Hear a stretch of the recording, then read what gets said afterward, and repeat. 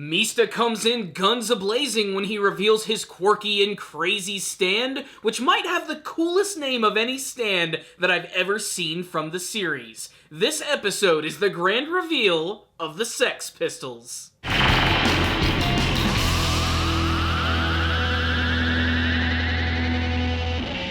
Not since Quentin Tarantino's Reservoir Dogs have I seen a song and dance torture scene that made me laugh this hard. It all went down in this episode of JoJo's Bizarre Adventure, Golden Wind, an episode which focused on the character of Mista, Guido, and his stand, the Sex Pistols. Yes, that's its name, it's incredible, and the intro basically gave away what it did, but that didn't lessen the impact of it in this episode. In fact, I would say this is probably my favorite episode of Golden Wind thus far, and it has officially solidified Mista as my favorite character from Golden Wind. This guy is just awesome. I especially love his stand, the Sex Pistols, which takes the form of these tiny little imps which actually hang out in his revolver, and they're all attached to one of the bullets inside of it, and whenever he fires it, they have the ability to redirect it, almost like a soccer ball, so that they can sort of bounce this bullet and ricochet it in multiple directions until it hits its target. What's really awesome about this is that it doesn't lose any of its speed and impact,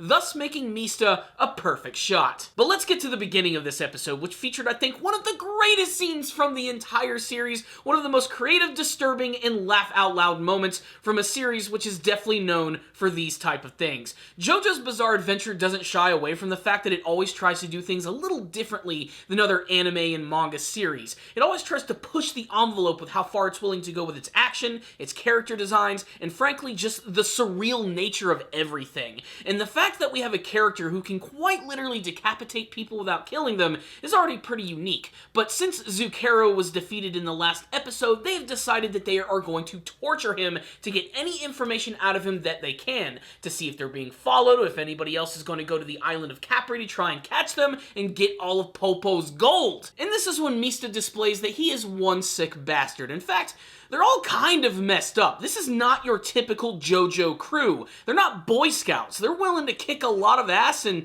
do it in a really violent way. Just the fact that Narancia immediately just goes off the handle by kicking Zekiro's body, but it's Mista who manages to kick things up to 11 when he manages to torture him by taking his head, taking a fishing hook and line, and placing that into his eyelid to force it open. He then ties it over the railing of the ship so that it hangs down, and then places some glasses on him, which then focuses in kind of like a magnifying glass, and it starts to burn right into his eyeball. Now that alone is shocking and really fucked up, but the reason that this scene is so incredibly memorable is that it's immediately followed by a big choreographed dance number between all of these characters. They are dancing while this guy's eyeball is slowly being burned. And I don't know what it is. Maybe it's the crazy colors, the ridiculous song, the fact that they've clearly practiced this dance a number of times, or maybe it's just the wacky LSD-infused imagery. But this is one of the greatest scenes from the entire franchise as far as I am concerned. And it practically goes nowhere, it disappears almost in an instant, but man, did it leave an impact. Following that ridiculousness, Abakio uses his stand Moody Blues to go back and replay the events where they see that Zekiro was actually talking to one of his boys who's getting ready to meet him on Capri. And basically, as soon as these guys arrive, they are just going to get ransacked by this stand user. That's when Giorno comes up with the plan to actually transform these life preservers into fish, allowing him to swim to shore and find out who this stand user is going to be. Now, how are they actually going to find this guy? My first thought is, just look for the only distinctive character who's on the freaking dock. I mean, these guys stick out like a sore thumb. I mean, there's no way that you're not going to notice these ridiculous, flamboyant, and super gaudy looking characters. It's just insane. What I love about this, however, is that not only does he end up getting the respect of Abakio, but Mista decides that he's going to join him as well. He really is the star of this episode, and when they finally do arrive on the island, right as they're getting ready to take down the bad guy, Mista decides to have lunch. Another one of his ridiculous quirks is that he always seems to do things by the book and by the clock. if it's lunchtime, this dude's eating lunch. And he just does that. In the middle of nowhere, he somehow was able to set up this table with salami and bread and wine, and ends up having this really fancy lunch out of nowhere, and it is ridiculous. It's made even more crazy as this is when we're finally introduced to the Sex Pistols for the first time. These crazy little imps, they're stands that have a tremendous amount of personality compared to some of the stuff that we've seen previously in the series, and what's even weirder is that he can actually feed his stand. There's a scene where he is feeding them pieces of salami. Say that out loud to yourself. He is feeding pieces of salami to his stand that is inhabiting his gun. This show really is fucking bizarre. The last part of the episode gets especially intense when Giorno and Mista desperately try to draw out the stand user. They contact the harbor master, who goes out on the dock actually saying that the lagoon ship is going to be coming in, and they're looking for Zucchero. This ends up getting the attention of the actual stand user who is there, who's actually in the harbor master's office, where Mista is right next to. Giorno is desperately trying to get his attention to let him know he's there, but in a last-ditch effort, he talks into the radio, which gets the attention of Mista, and this guy tries to run away, and this is when we get our very first taste of the Sex Pistols, and a very awesome scene where Mista shoots through the window and the glass, and we get to see the little imps just come out and deflect this one bullet right into this guy's leg. It goes so fast and amazing, but man, it is just so freaking cool. I can't wait to see some of the crazy tricks that he's actually going to utilize with Sex Pistols as the series goes on, and like I said, these guys have a lot of personality. They even have their own freaking handshake. The episode closes with Mista chasing down what is quite possibly the stand user, or at least someone who is being held hostage by him in a truck. He is forced to actually pull out his gun and shoot him, and the episode ends with a big old fat to be continued screen. So, what's the rundown on this episode of JoJo's Bizarre Adventure Golden Wind?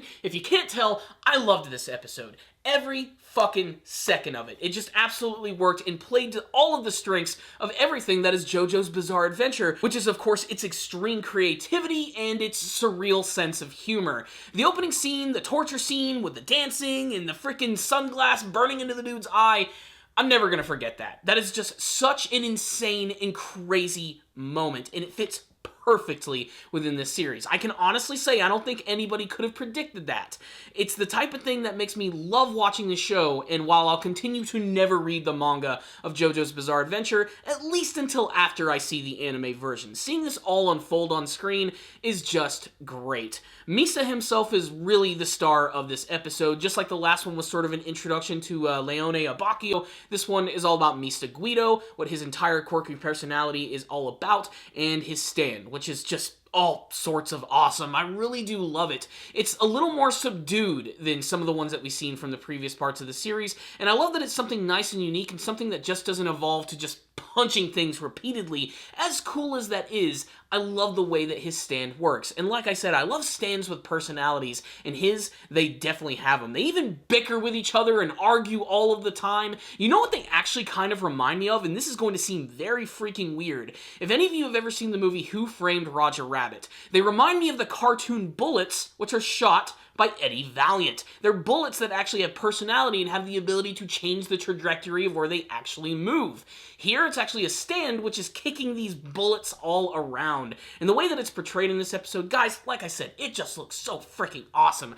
But Mista, again, he's just a fun character. One, I like that he's probably the first member of the group next to Bucciarati, who actually does seem to have some genuine trust for Giorno, who unfortunately doesn't really get to do that much in this episode, aside from just doing what he always does, which is giving badass speeches and utilizing his stand in a unique way, transforming stuff into fish to swim them to shore. I did love the moment where he was doing his whole I have a dream speech, how the sun was just bathing over him. It's cheesy in the best way possible, and it's used for some really fantastic transitions in this episode. So let's go ahead and wrap up this episode. I loved this one right here for its creativity, for its ability to push the bar while still being funny at the same time, and for giving us another unique look at some of the best action that the series has to offer, and again, letting us know that yes, this is going to be a little different than what you saw previously, but sometimes different is good. This is a distinctly unique season of JoJo, and I cannot wait to see what else it is actually going to deliver. I didn't expect to be liking this one as much, because I did like Diamond is Unbreakable, but Stardust Crusaders is still my favorite. But this one right here is little by little just impressing me with everything that it's actually doing. It's basically taking the core concepts of JoJo and just officially running with them without any restriction. And that's what makes this series so awesome, and that's what made this episode so awesome. If you're a JoJo fan, you must check out this episode. I'm giving it a 5 out of freaking 5.